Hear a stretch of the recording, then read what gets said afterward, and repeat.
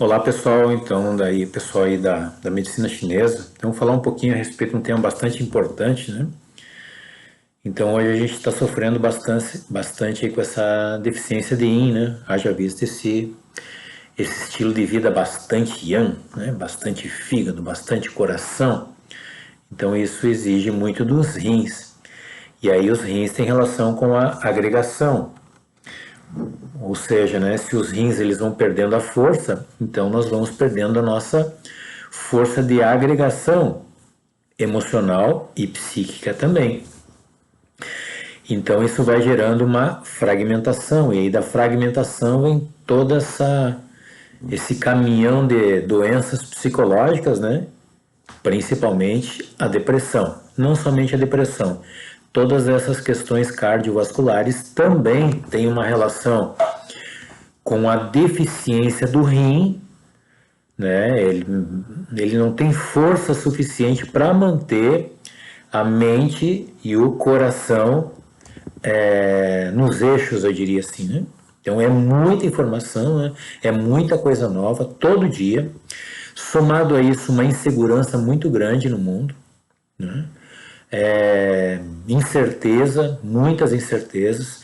Então tudo isso exige muito dessa bateria que são os rins, ok?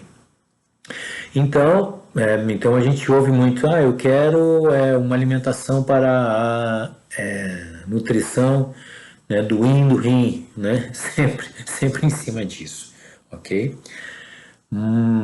Mas sempre lembrando, tá? Cada pessoa é uma pessoa porque yin tem relação com nutrição, tem relação com frios, né?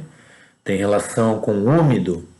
Então eu não posso dar uma receita pronta, né? Porque eu posso usar alimentos de uma natureza para nutrir o yin do rim, e se essa pessoa já tiver problemas com frios, né? Se essa pessoa já tiver problemas de deficiência de yang, então eu não vou estar ajudando em nada essa pessoa, muito pelo contrário, eu vou estar agravando o quadro dela, né? E ela vai ficar ainda mais congestionada, o que pode repercutir num quadro de melancolia, prostração, depressão, nesse caso depressão fria, né? E outras coisas, enfim. Bom, quando eu ingiro alimentos in, quando eu ingiro alimentos de uma natureza mais in, então eles têm relação com algo mais, entre aspas, não é mais denso a palavra correta, né, mas que estimula a descendência da minha energia. Okay? Então, yang é para cima, yin é para baixo. Só que é o seguinte, né? Usando essa alimentação yin para nutrir o yin do meu corpo, eu também vou estar colaborando, eu vou estar colaborando para que essa energia de base, de estrutura yin também tenha mais potência para ascensionar. Entende?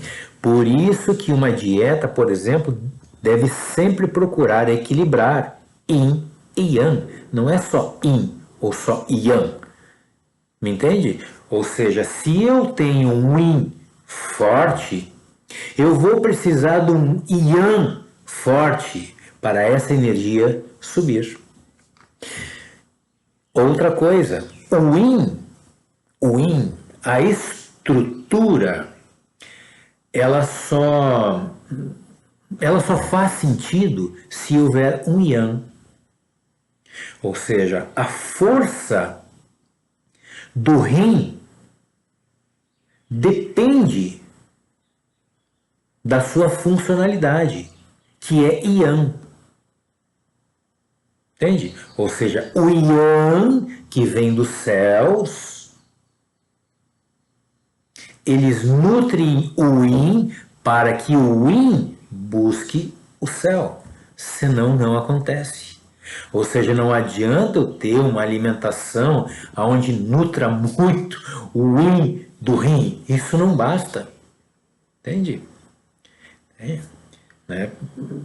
Para que essa força do yin ganhe sentido, eu preciso de um yang que desça.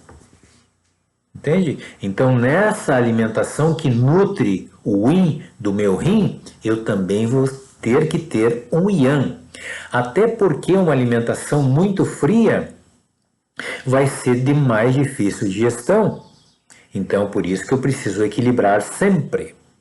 Entende? Por exemplo, se eu consumir muitas frutas, as frutas, de uma forma geral, elas têm uma natureza bastante fria. E isso não vai fortalecer o meu processo digestivo. Além de abrir mais espaço ainda para frios no meu corpo. Né?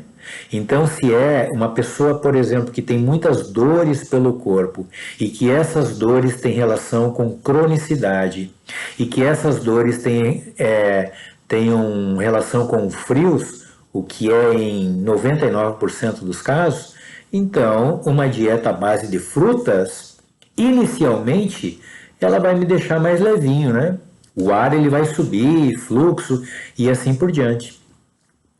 Mas vai debilitar o meu baço, vai debilitar a minha capacidade de agregação.